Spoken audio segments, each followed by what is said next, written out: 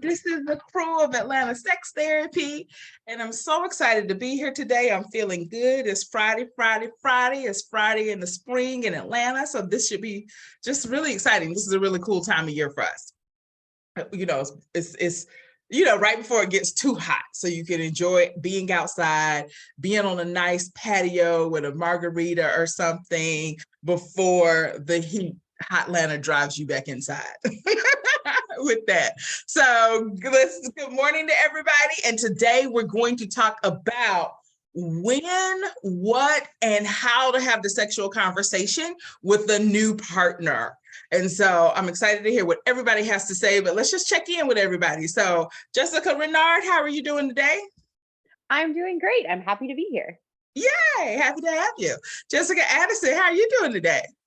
I'm doing good. I'm excited about this topic today. That's good. Are you cold-natured? I feel like I keep my apartment cold. I keep my apartment really cold. I like being cold.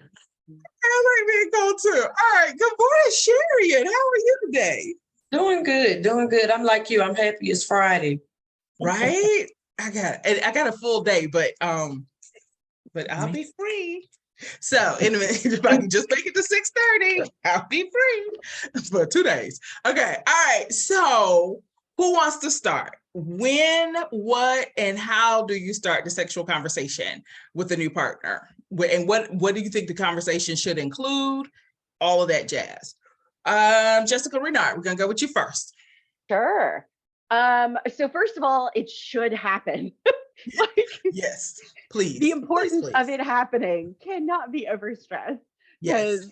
And I mean, now mind you, I'm saying this from somebody who has not taken this advice and it not turned out well. So please learn from mistakes made. So one, yes, it should absolutely happen. Two, I think there are a lot of different conventionalities or like rules around when sex should happen or when intimacy should happen in a relationship, which can be very confusing because one, we're assuming that you're ready to kiss somebody on the first date, which may not be the case. Right. And then because I'm also a matchmaker, I have also been learning that attraction doesn't happen immediately. And if you're not ready to go to bed with them on that first date, that's okay. Like, not only is that okay, that's probably favorable because you're not going to get distracted or fall into intimacy so quickly that you don't even know whether or not you're a match for each other. Right. So those are the things that I would kind of look at. And then once you're in the fourth date or fifth date, like that's probably when to start fishing around that pond of, what does that look like? And while I used a euphemism or a metaphor, don't use euphemisms or metaphors. Okay. Now that makes sense. Yeah. Like if we're going to start talking about sex, like make sure the word sex is in there so that we all know what we're talking about. Talking about past partners, like maybe you don't want to know the details, but maybe you need to know how many, or maybe you don't care about how many, but you want to know how recently they went and got an STI check, or, how recently the most recent partner was. Because sometimes STIs don't show up for 6 to 8 weeks. Yep. And so if you got a doctor's visit 2 weeks after that last encounter, that's not accurate. And so just being aware of some of those things, but I feel like I'm talking a lot, so I'm going to pause and let somebody else go. I want to say real quick, and then I'm going to give it to you, Jessica Addison, and then Sharian. But I want to say real quick that I've recently heard that AIDS is on the rise again. And so that's definitely a conversation around testing that I want to make sure people are having when they're dating with that. All right, Jessica Addison, what are you? When, what, how do we talk about sex with a new partner? I think it should go past the standard question of how many partners have you been with and what's your number. I think it's not a set time that you should do it, because just like when you're on a first date, what do you do? What kind of person are you looking for? Sex is a part of all of those different elements in trying to get to know this person. And do you want to go a step further with this person? So never think that if I bring up sex, I'm doing too much or I'm being pushy, because it's a conversation that needs to happen. And first, when you initially meet somebody, it's the fireworks that's going on, that first phase of love. Like, it's just googly eyes and honeymoon stage. And let's be real, we're thinking I'm sexually attracted to this person, or I hope you are sexually attracted to this person, and you want to know what they're into. And then a conversation of consent, because you might try something that might be a trigger for them. It might be some trauma behind certain things that you think, hey, that's just like first base. So does that alarm anything in you? So having that conversation of consent, things that you're into, different kinks you're into, something that you want to explore. And I think now they're kind of normalizing it, because I know with my clients, I bring up a card game that I have for myself personally that has like a conversation starter. It's called Let's Have the Conversation Tonight After Dark Edition. And they have questions about like, do you like the lights on, lights off? What's something sexual you've done that your mother would disown you for? Like different funny things like that. And just kind of breaking the ice about sexual like activities and sexual behaviors. Oh, good. All right, Sharon, what's coming up for you? What are you thinking? When, where, what for a new partner? Okay, so this is what I'm thinking. I'm really thinking life stages could be a factor in how you have a sex conversation. And I'm really thinking that know when a sex conversation is happening, and generationally, a sex conversation can look very different. Because I believe in my generation, we definitely had sex conversations, but they just might not have sound so uniform and so educational. You might be like, look, this is what I'm not doing in the bed. I know that I don't have anything. And what you like? Because, you know, so it could go a list like that. Hey, look, don't try to have sex with me when the lights off. It may not be from a place where somebody may say, well, I've experienced this and I've experienced that, because they may not be in a place where they want to trust you with that type of information. They just be in a place, they might just be in a place to tell you, this is what I'm gonna do, this is what I'm gonna not do. This is last time I've been to the doctor. I know I ain't got nothing, because I ain't had sex since 2022. And I went to the OBGYN. What about you? And then that's a sex conversation that answers everything that they need to know to be comfortable to have sex. And so I'm not sure whether today's generation is with these things, because I just think it's a difference. Because I totally believe we've had conversations about sex when I was younger. We were dating, they just didn't sound so, you know, it was just what it was, you know, like, so you have to have those conversations based, they have to be culturally appropriate, using the language that you understand, and you just be happy. And then you understand that, oh, this conversation did happen.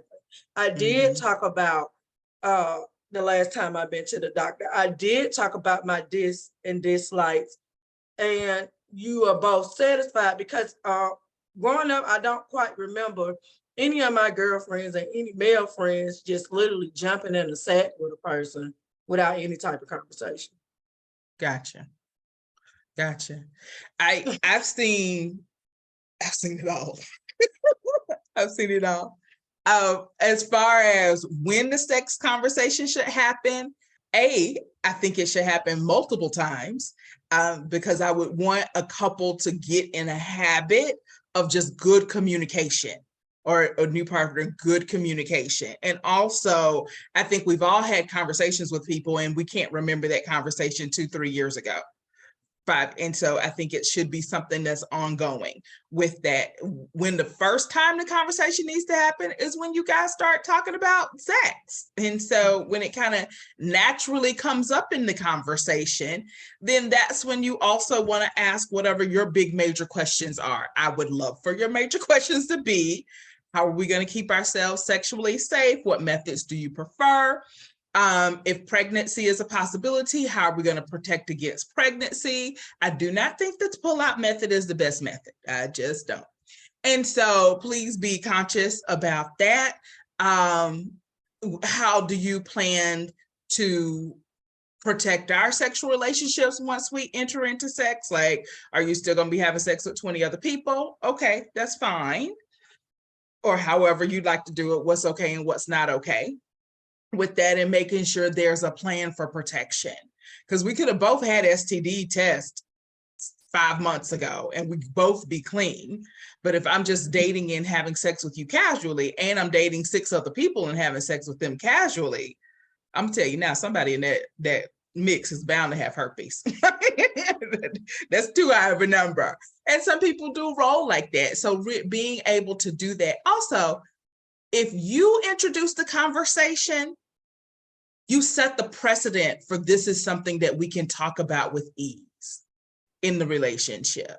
Like if you are like, well, I don't know what to say, or I don't want to say anything, then your partner may pick up on your anxiety and feel like they can't talk to you about that. And then sex just happens to be something that happens in the dark at night by accident, and we don't really know, like, how do we get there or what's going on. Another thing I would like for couples to talk about, and this is probably from more of my, well, let me say it this way. If you have in your head, these are the sexual things that I'm willing to do in a dating relationship, these are the sexual things I'm willing to do in a marital relationship, have that conversation somewhere, somehow, because how would your partner know that you're saying no to this now in the dating relationship because you think that should be held for marriage? You know, or now that you're married, which has happened to some people, this is now off the table because I don't want to do that with a marital partner. With that, I would also advise you to really sit down and think about all of those kind of hangups that you have with that, so that you can articulate that to, you know, a new person in a very crass way to say it. Like, I've heard guys say things like, the lips that are on my dick are not the lips I want kissing my kids. And so that's kind of, you know, a hang up. But if that's your sexual preference, then that needs to be articulated somewhere, please, in some type of conversation with that. So that's my 2 cents. All right, who else wants to jump in and just what's covered up for you guys?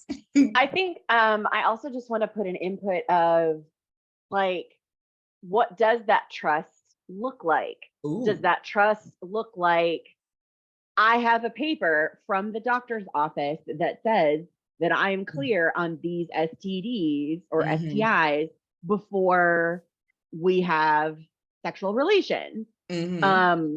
And do we each have a piece of paper that we show each other? Like, is that the way that we're verifying that we're okay? Or are we just going to be like, oh, you went to the doctor, cool, I trust you, and move on? Like, you know, what does that look like? And how does that proceed? And then also, because I saw a video on Facebook about this, you can get oral chlamydia. You can get oral gonorrhea. Like, if you have interactions at all, sex, kissing, you can get an STI. You can get oral herpes, which is like the cold sores. Like, there are a lot of things that you can get. And so, like, if you are giving fellatio or head and they're not wearing a condom, you can get an STI in your mouth. Like, and so just like, I hate to be like the rain on the parade. Like, I don't want to, but like, you need to be aware of what is out there and how to take care of yourself. Yeah. That's part of the reason why they have flavored condoms. Like, right. Oh, okay. And I also want to say, like, if you don't know what STDs are out there, if you're unaware of the things, the CDC has a pamphlet on everything. So feel free to go to the CDC website.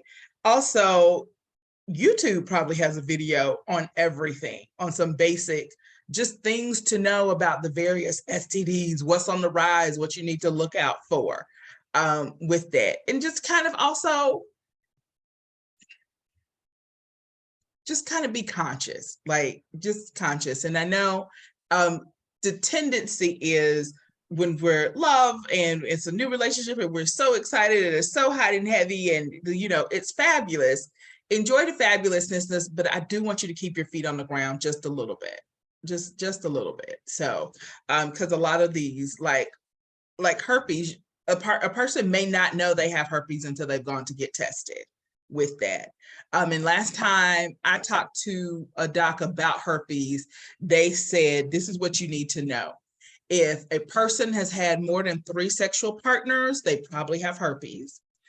If they have had less than 3 partners, but one of their partners has had more than 3 partners, they probably have herpes. And so herpes is running between, depending on the study that you read, somewhere between 50 and 60% of the population, because it's cold sores. Like at the end of the day, it's cold sores. And so, and it's undetectable a lot of times, like physically you can't look and see that you have it, you wouldn't know with that, but you could also have what the doctors call some, what they say, like dry flaking or something. So it may be transmittable, even if you don't have an active open wound. So just educate yourself, please educate yourself. And then if you need to go the extra step and like practice having a conversation with somebody, you know, feel free to practice having a conversation with a friend. And if that still feels like, you know, too hard for you to do, practice with yourself in the mirror of just saying words. Hey, this is what I'm thinking. This is what I like. And if you need to come in and practice with us as a therapist, like these are the things that I want to be able to say. This is how I want to be able to advocate for myself. This is, and I'm having a hard time saying this out loud. Like, we'll take 2 or 3 sessions and just practice with you on what to say and how you want to say it with that. No conversation is going to be perfect, but you've got to start the conversation somewhere. You've got to start it somewhere. And it's okay to say, hey, I don't know how to have a conversation. I don't know if this is the right time, but I'm thinking that, you know, we should talk about what we're both planning to do on this out of town trip next week. If for nothing else, to make sure expectations are set appropriately. Okay, Sherry, what's coming up for you? What you thinking? I guess I'm just still just thinking, and I am just thinking about my small little world of growing up, being a young adult, and I'm thinking technology wasn't around. So a lot of these conversations just had to happen because I wasn't just meeting you from an app. I just wasn't meeting you because you DM me. Like I was around you in some shape or form, whether it work, school, classes. So I knew you from a place. And so, you know, it was just very, very, I'm not saying that these conversations are not important, but the awkwardness around it may be increasing as technology is there.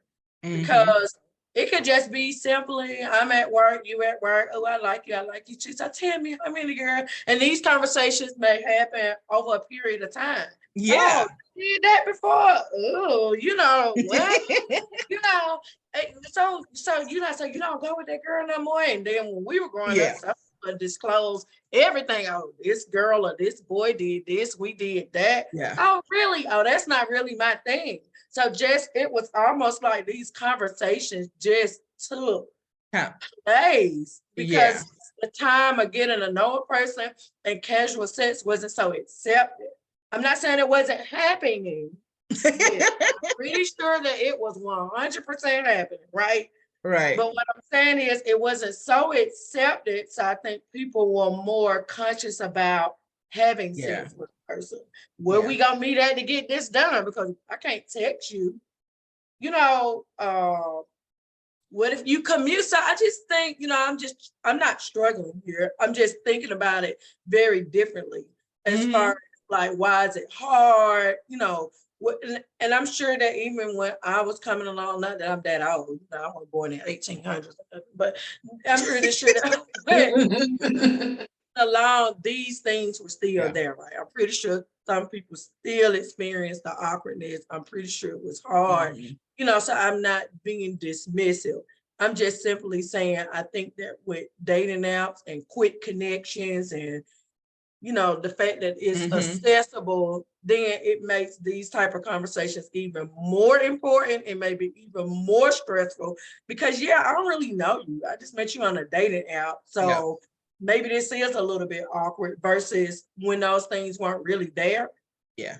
And you just know old Joe Blow from coming to work every day, and you just have been having these conversations. So it's almost like they just unfolded on their own. Right. I want to say, for those of you who are out there and you are doing specifically sex hookups with that you have an advantage to make part of the sex conversation, sex safety conversation, part of the hookup conversation with that. And also remember, if you have met somebody on whatever the new version of Craigslist is, and specifically for sexual hookup, also please remember they're probably on there hooking up with other people as well. So just let's kind of be aware and not think, oh, this person's on here one time and we met and we had this fabulous connection. And it was sexually safe because of whatever reason with that. So odds are that a lot of people meet that way, and I'm glad that people are being able to get their needs met. And so just be careful with that and make sure you're incorporating safe sex into your progression. Okay, Jessica Addison, anything you want to add to the story? Yeah, two things are coming up for me. I think because I guess my younger generation, a lot of things like technology and movies and TV shows are being put up to the public eye. I can remember even in high school, college, even my small group of friends, we have conversations, even with people we don't know of opposite sex. We talk about relationships. We talk about sexual stuff as, are you into that? We have that normal conversation. And I think in dating wise, because it's the AIDS are on a rise and STDs and STIs, because I don't want to be a part of that or a statistic. I think for me and my circle, we have those conversations right off the rip because I like you, but I'm not trying to get something from you. I didn't want to say that. I ain't trying to get I'm not trying to get nothing from you. Yeah. And I want people to know, I do know people who have like herpes and they could be born with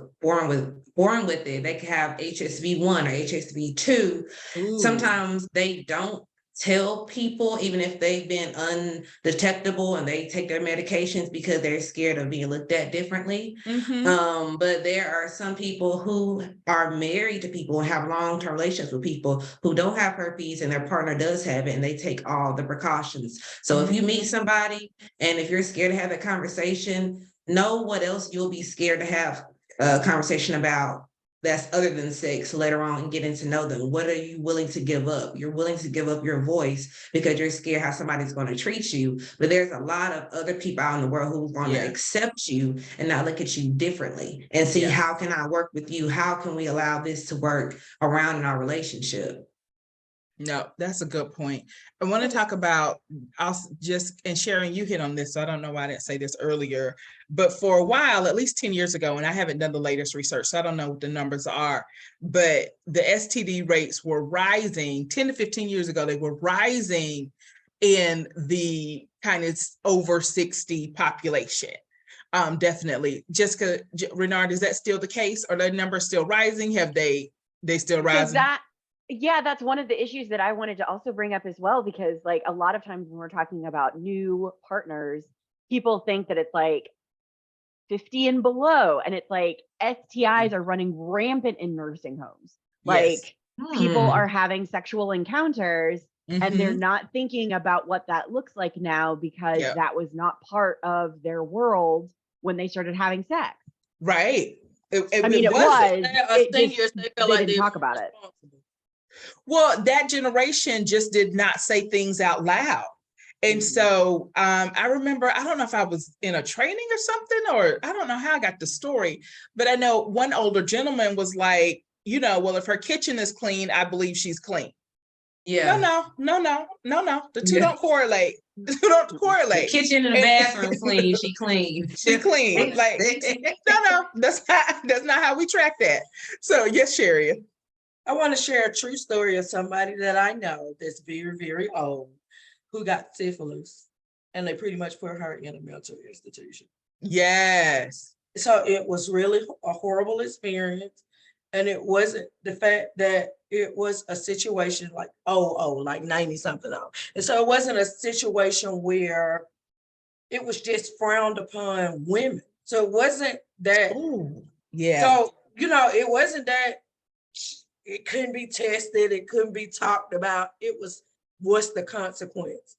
Right. Yeah. And it was a really strange situation from them, being that they were victimized. Yeah. They caught it from their person that they love, and then it turned into a whole big ordeal, a whole big embarrassing situation. And so then, I just wanted to share that because you talked about, hey, people that talk, and it was more like people did talk, and like everybody in the neighborhood probably knew, but it was more of a, what's the consequences? It's sort of like almost going into where you was going at first. What would be the consequence of suffering the shame and guilt around this situation happening? Yeah.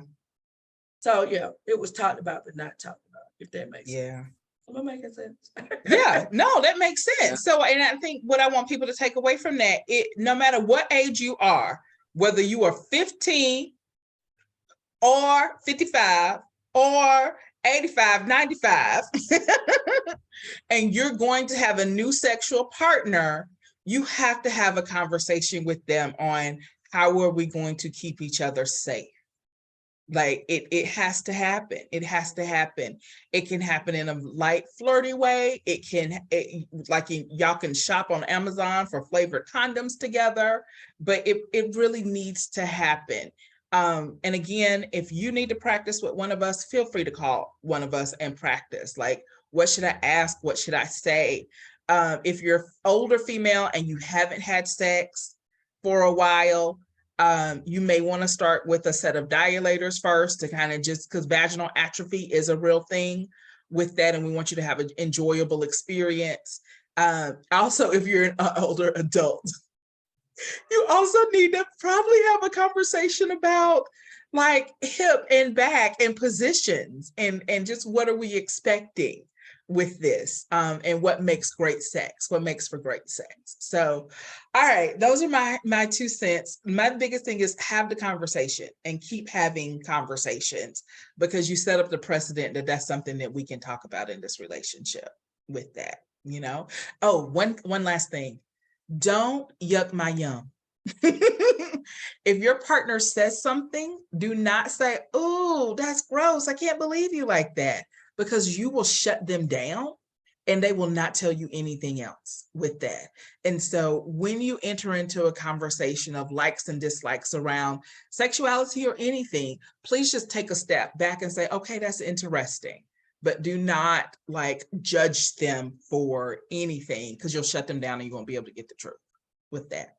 All right, last thoughts, anybody? Yes, I'm sorry. Even though I'm a little go. You have today, Sherry, and go. My wheels are, my processing level is a little slow today, so I'm still, stuck at the beginning of the conversation. All right. So I just wanted to say, because it's just the whole little conversation piece and how it comes about. We grew up in the Magic Johnson era, and we grew up in the era where, the ignorance was out there and it was real, right? We believe in that we can't even sit next to a person that could be HIV positive because somehow she literally jump off you and jump onto me. Like, we kind of taught that in school, but kind of not. It's like a little gray area where maybe it was implied but not really stated. And so I'm saying, growing up in that fear, sort of, that I don't want to have HIV, I think forced maybe us to have more conversations in that time period. And then now that people are taking more control and those conversations did happen in my time period, maybe people are starting to become more relaxed and not having a conversation, just assuming that people are going to take responsibility for themselves And who's gonna really lie about having something, or who's gonna be that irresponsible and not know that they have anything and not realizing that that's still an issue. Yeah. I feel so brain foggy. Like everything I'm saying is not really making sense. But no, it's making sense. And I think that's exactly what happened. In my generation, when I grew up on TV, we had commercials. This is your brain on drugs. And simultaneously, they were also saying, and drug abuse could lead to AIDS with needles and everything. And so there was this whole push for it. And then I think that's when we started seeing STD rates go down and everything. And then I don't know if there's been a cultural push against it. And then Magic Johnson, as wonderful as he is, I don't think anybody even remembers that he has AIDS half the time. It's or he was diagnosed at one point. And so it doesn't have, where in the 80s, we saw people like drop dead, like you have AIDS and they're gone 3 months later. We don't see that today. And so people don't give it the same. We got to go. We all got to go. It's 10:01. So, okay. I'm so sorry. I didn't realize time was going. All right. This is a conversation we're definitely going to have to continue. Bye, ladies. I'm going to cut it off there. All right. Y'all have a great day. Thank you. Bye.